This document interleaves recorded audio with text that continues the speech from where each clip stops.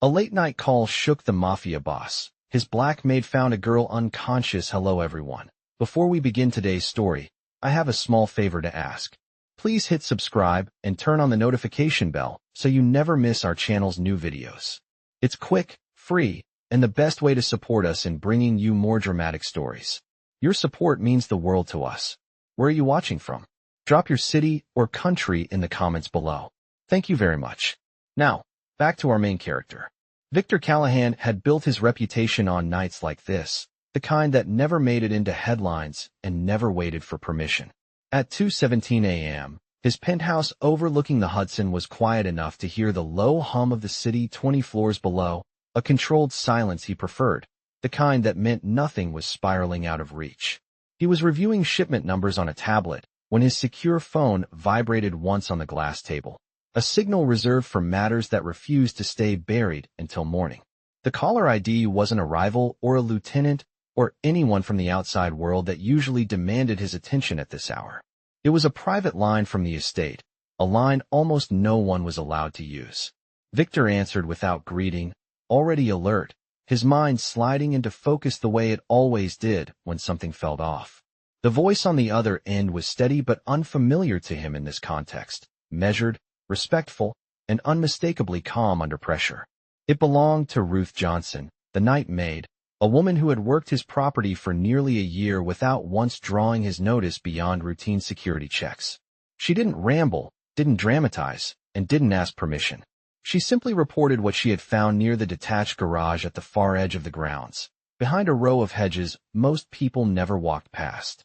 There was a girl on the ground, Ruth said, unconscious but breathing, with no phone, no purse, and no car nearby.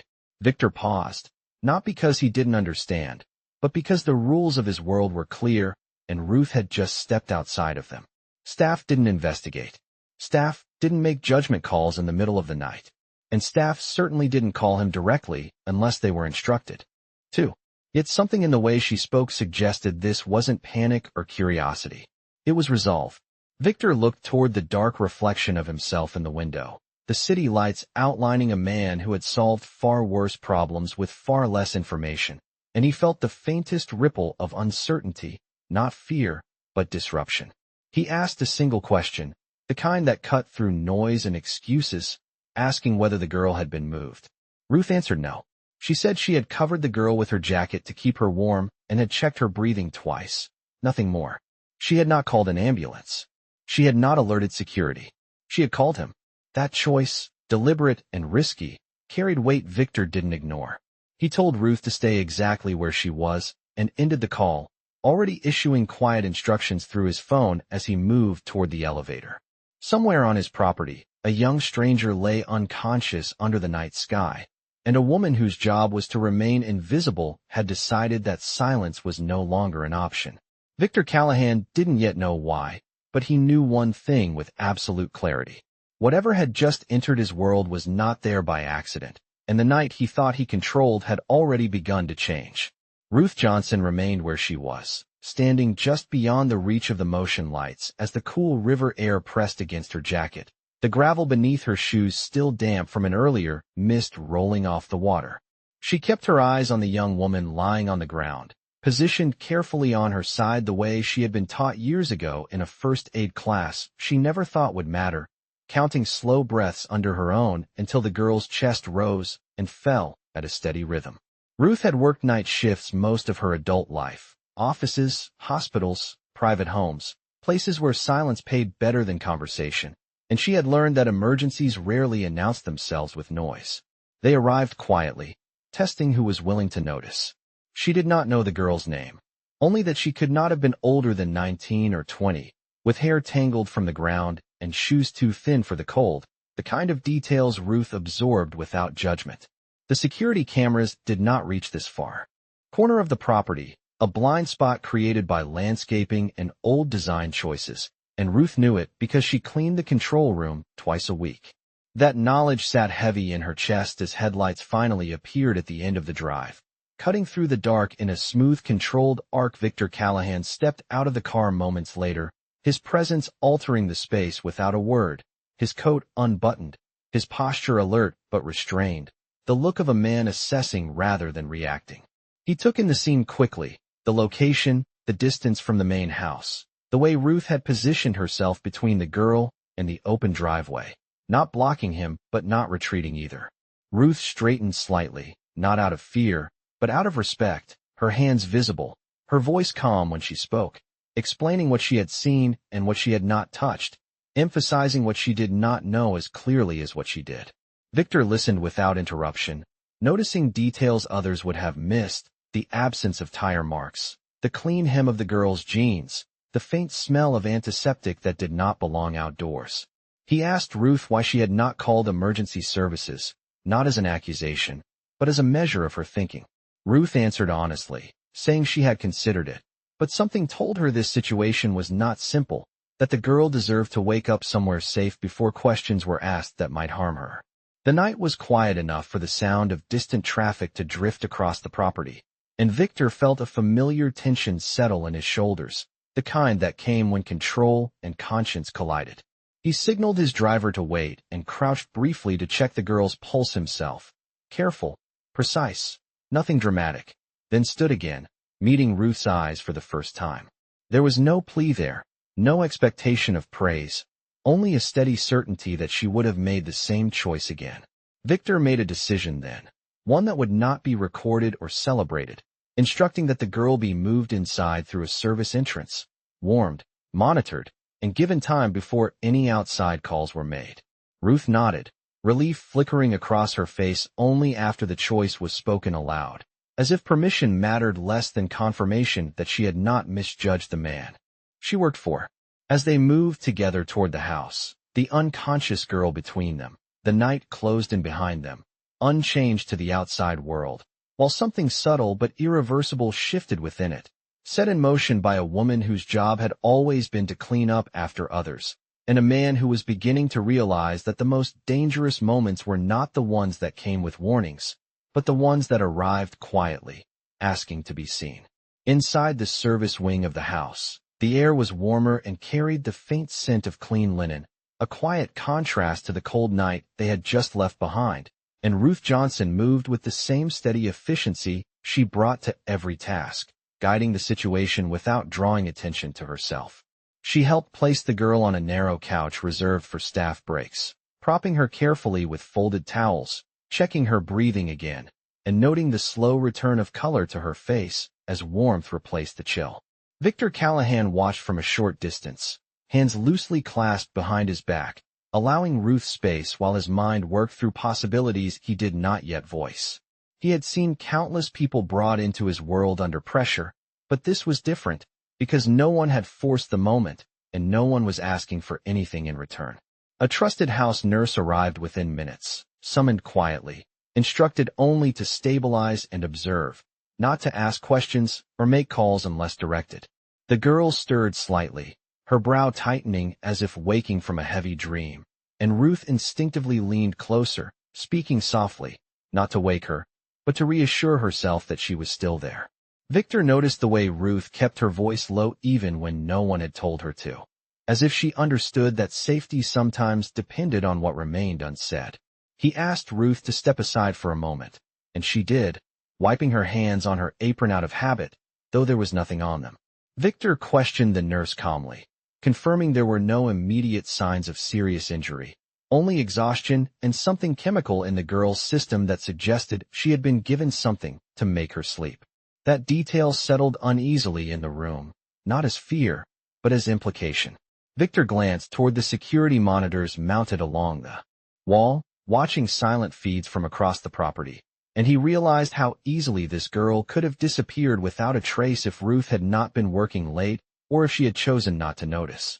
Ruth returned to her position near the couch when the nurse stepped away, her presence unobtrusive but deliberate, and Victor found himself addressing her directly again, asking what had made her look behind the garage in the first place. Ruth answered simply, saying she had heard something earlier, not a scream, just a sound that did not belong, and she had followed it because she could not ignore it. There was no drama in her explanation, no attempt to justify herself, and Victor respected that. As minutes passed, the girl's breathing deepened into something closer to sleep than unconsciousness, and the house settled into a strange stillness, as if holding its breath.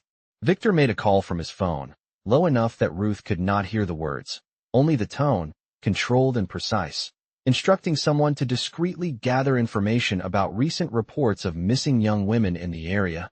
Nothing more, nothing official. When he ended the call, he caught Ruth watching him, not with suspicion, but with a quiet awareness that something larger was unfolding. He told her she had done the right thing, a statement he did not offer lightly, and Ruth nodded, accepting the words without visible reaction, though they seemed to steady her. Somewhere beyond the walls of the estate, the night continued as it always did, indifferent and unaware, while inside, a decision rooted in quiet kindness began to pull threads that had been carefully hidden, threads Victor Callahan knew would lead somewhere he had not planned to go. By the time the clock in the service corridor crept past 3 in the morning, the house had settled into a deeper stillness, the kind that came only after decisions had been made and instructions quietly followed, and Victor Callahan stood alone near the window overlooking the grounds, watching faint fog drift across the lawn like a curtain slowly closing. Behind him, the young woman slept more peacefully now, her breathing even, her body finally surrendering to rest after whatever had brought her there, and Ruth Johnson remained nearby, seated a respectful distance away, hands folded in her lap, eyes alert despite the long hours. Victor had spent most of his life surrounded by people who filled silence with excuses or demands, but Ruth did neither, and the absence of noise sharpened his thoughts rather than dulling them. He turned from the window and asked the nurse whether the girl had spoken at all, and when the answer came back negative, he nodded, accepting that some truths arrived only when they were ready. A second phone call had come in moments earlier, brief and carefully worded, confirming that no hospitals in the area had admitted anyone matching the girl's description that night, and that fact weighed heavier than any confirmation could have. Victor understood patterns, and this one suggested intention, not accident. He glanced toward Ruth again, noticing the way she watched the girl, not as a stranger, but as someone she felt responsible for simply because she had been the first to notice her. He asked Ruth whether she had ever seen the girl before, and Ruth answered no, adding that she would have remembered, her tone certain without being defensive. Victor believed her. He asked what Ruth planned to do if the girl woke up frightened, and Ruth replied that she would tell her the truth, that she was safe for now, and that no one would force her to speak until she was ready. The simplicity of the answer struck him, not because it was naive, but because it was rare. Victor had built his empire on controlling information, on knowing before others knew. Yet here was a woman whose instinct was to protect a stranger's right to silence. The house nurse quietly excused herself to prepare supplies, leaving Victor and Ruth in the muted glow of the overhead lights. And for a moment, neither spoke. Outside, the security team continued their patrols as instructed, discreet and distant, unaware of the full context by design. Victor finally broke the silence, telling Ruth that what she had done carried risk, not only for herself, but for everyone on the property, and Ruth acknowledged this with a small nod, saying she understood, but that some risks did not feel optional. Victor studied her face, searching for regret or fear, but finding only resolve shaped by experience rather than defiance. He asked her where she had learned to think that way, and Ruth answered that life had taught her that ignoring trouble did not make it disappear, it only made it belong to someone else. The words lingered longer than either expected. When the girl shifted slightly on the couch, murmuring something too faint to understand, Ruth stood immediately, offering reassurance with a gentle voice and a glass of water held ready just in case. And Victor observed the interaction with a focus he usually reserved for negotiations. There was no transaction here, no leverage, only care given freely, and it unsettled him more than open hostility ever had. As the night edged closer to morning, Victor made another quiet decision, instructing that no one beyond a very small circle be told about the girl until more was known, and that Ruth's actions were not to be questioned or discussed. Ruth thanked him softly, not for the protection, but for listening, and Victor realized that this night, which had begun as an interruption, was becoming something else entirely, a test not of power, but of what he chose to do when power was not the only thing that mattered. As dawn approached, the light outside shifted from deep blue to a muted gray, And with it came the first real change inside the house when the young woman finally opened her eyes, confusion flickering across her face before fear could fully take hold. And Ruth Johnson was already beside her, speaking softly, explaining where she was in simple, careful words. Victor Callahan remained just outside her immediate view, listening without intruding, allowing Ruth to establish calm before his presence complicated things. The girl, who soon said her name was Emily Parker, struggled to piece together the hours she had lost, remembering only fragments of a bus ride, a conversation that felt harmless at the time, and then nothing at all, her voice shaking not with hysteria, but with disbelief. Ruth reassured her that she was safe and that no one was forcing her to answer questions, a promise Victor had already decided to keep. When Emily noticed Victor standing nearby, she tensed instinctively, her eyes darting to the door as if calculating exits. And Victor took a step back rather than forward, lowering himself into a chair to appear less imposing, an intentional choice that did not go unnoticed by Ruth. He introduced himself only by his first name and asked Emily how she felt, not what she remembered, and the distinction mattered. Emily admitted she felt tired and embarrassed, unsure why she was there or who she could trust, and Victor told her she did not owe anyone explanations yet. That rest came first. As the nurse returned with water and light food, Victor excused himself briefly, stepping into the hallway where his phone vibrated again, this time with information that tightened his jaw. The discreet inquiry he had ordered hours earlier had uncovered something troubling. Reports of 2 other young women in nearby neighborhoods who had gone missing under similar circumstances in recent weeks, none officially connected, none resolved. Victor closed his eyes for a moment, not out of despair, but calculation, recognizing a pattern that had been carefully hidden beneath ordinary routines. He returned to the room with his expression composed, but his priorities shifted, and Ruth sensed it immediately. Victor spoke to Emily again, gently explaining that there were reasons to believe she had been targeted, not randomly harmed, and that staying hidden for a short time might protect her. Emily listened, her fear deepening but tempered by the calm certainty in his tone, and she asked the one question that mattered most, whether her family would know where she was. Victor assured her that when she was ready, that choice would be hers. Ruth watched the exchange closely, her trust in Victor growing not because of what he promised, but because of what he did not demand. As morning staff began to arrive elsewhere on the property, Victor issued quiet instructions ensuring that Emily's presence remained known only to those already involved, and that no records or footage would be reviewed without his consent. The decision carried consequences he understood well, but he accepted them without hesitation. When Emily finally lay back down to rest, exhaustion reclaiming her, Ruth adjusted the blanket and stayed nearby, her vigilance unchanged. Victor lingered in the doorway, observing the scene with an unfamiliar heaviness, realizing that what had begun as an isolated act of kindness was now pulling him towards something larger, something that required more than discretion. The house awakened slowly around them, unaware that within its walls, lines had been crossed that could not be uncrossed, and Victor Callahan understood that protecting Emily would mean confronting a truth he had long avoided. That power meant nothing if it could not be used to stop what should never have been allowed to continue. Later that morning, after the house had fully awakened and routines resumed with practiced precision, Ruth Johnson found herself alone in the small kitchen at the end of the service wing, staring into a cup of coffee she had forgotten to drink, her thoughts drifting far from the polished floors and quiet hallways she maintained every day. Victor Callahan had noticed her absence from her usual tasks and asked her to sit for a moment, not as an order, but as a request, something that still felt unfamiliar to both of them. They spoke quietly, away from the main rooms, where voices did not echo and memories felt closer to the surface. Victor asked Ruth why she had been so certain that night, why she had trusted her instincts enough to call him directly when every rule she lived by told her to stay invisible. Ruth took her time answering, choosing her words with care, not because she feared consequences, but because some truths carried weight when spoken aloud.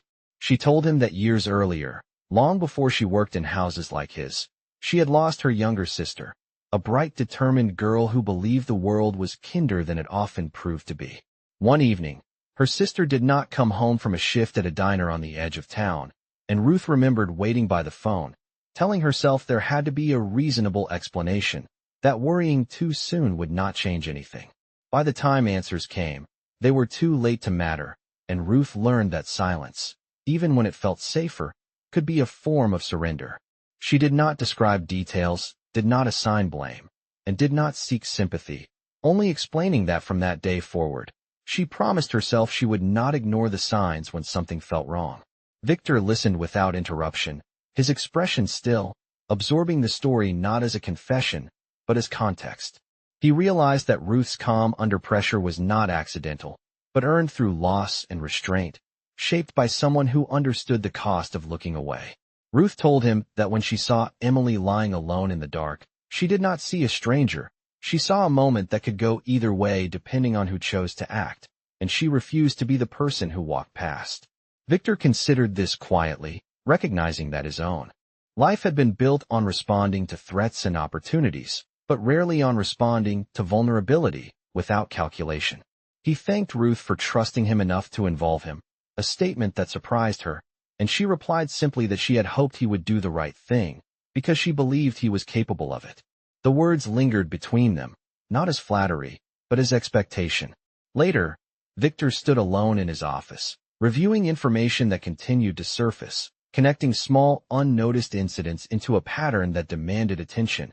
And for the first time in years, he felt a responsibility that extended beyond territory or reputation. Down the hall, Ruth checked on Emily again, offering quiet reassurance, her presence steady and unassuming, never asking for recognition. The house continued its rhythm, staff moving through tasks unaware of the deeper shift underway, while Victor Callahan confronted a truth he could no longer avoid, that the power he wielded carried meaning only if it was guided by the kind of courage that did not announce itself, the kind Ruth had shown without hesitation, and that choosing to protect one girl might require him to confront a past of indifference he had long justified, but could no longer defend. By midday, the house carried on as if nothing unusual had occurred, deliveries arriving on schedule, phones ringing with routine updates, and staff moving through their duties unaware that a decisive shift had already taken place. And Victor Callahan sat at his desk, hands folded, staring not at the screens before him, but at the choice he had finalized hours earlier. He had spent his life delaying decisions until every variable was measured, but this time hesitation felt like complicity, and he refused to allow that. He summoned a small circle of trusted associates, not to issue threats or demands, but to request information, instructing them to trace movements, identify overlaps, and follow patterns without drawing attention, a quiet net cast wide enough to reveal truth without causing panic. The instructions were precise and restrained, emphasizing discretion over force, and the men listening understood the unusual tone, recognizing that this was not business as usual. While Victor worked, Ruth Johnson remained with Emily, helping her regain a sense of normalcy through simple acts, offering breakfast, answering questions she could, and leaving space for those she could not. Emily slowly began to speak more, recalling small details that seemed insignificant to her, but mattered deeply to Victor. The name of a bus stop, the description of a car interior, a logo glimpsed on a jacket, fragments that suggested coordination rather than coincidence. Victor listened carefully when Ruth relayed these details, treating Emily's memories with respect rather than urgency, and Emily noticed, her guarded posture easing as she realized she was not being treated like a problem to be solved. As the day progressed, information returned to Victor in measured increments, confirming his suspicions, connecting Emily's experience to a quiet network operating under the appearance of legitimate activity, exploiting trust and routine rather than force. Victor felt the familiar pull to act decisively, to dismantle what he uncovered swiftly, but he resisted, choosing instead to protect first, to ensure Emily could leave this place with her dignity intact. He arranged for secure accommodations away from the estate, somewhere anonymous and comfortable, and made it clear that Emily's wishes would guide the next steps, not his convenience. When he informed Ruth of these plans, she nodded, relief evident, grateful that Emily would not become collateral in someone else's agenda. Victor asked Ruth whether she would be willing to stay with Emily until arrangements were complete, not as an obligation, but as an option, and Ruth agreed without hesitation, her loyalty rooted not in duty but in principle. That evening, as the sun dipped behind the skyline, Victor stood on the terrace watching the city lights flicker on, each one representing a life moving forward unaware of the shadows nearby. He reflected on how easily he could have dismissed Ruth's call, how convenient it would have been to defer responsibility, and how costly that convenience would have been for someone else. Inside, Emily laughed softly at something Ruth said, a small sound that carried further than it should have, reminding Victor that outcomes mattered more than appearances. The decision he had made was now irreversible, not because it put him at risk, but because it required him to follow through, to ensure that what had been uncovered did not simply retreat and resurface elsewhere. Victor understood that true authority was tested not by how efficiently one could remove obstacles, but by whether one could protect what was fragile without demanding repayment. And as night returned, he prepared himself to see this through quietly, guided by a woman who had taught him that noticing was the first act of courage, and acting without spectacle was the truest form of justice.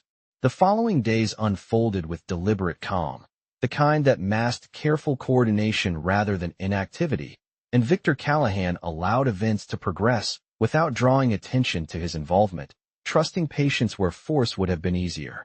Emily was moved to a quiet, furnished apartment on the outskirts of the city, a place chosen for its anonymity and comfort rather than luxury, and Ruth Johnson stayed with her during the transition, ensuring that the change felt like a step forward rather than another displacement.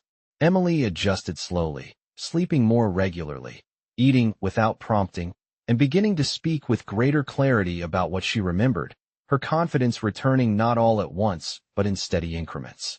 Victor remained in the background, checking in through brief conversations and updates, never pressing, never appearing unannounced, respecting the boundaries he had promised.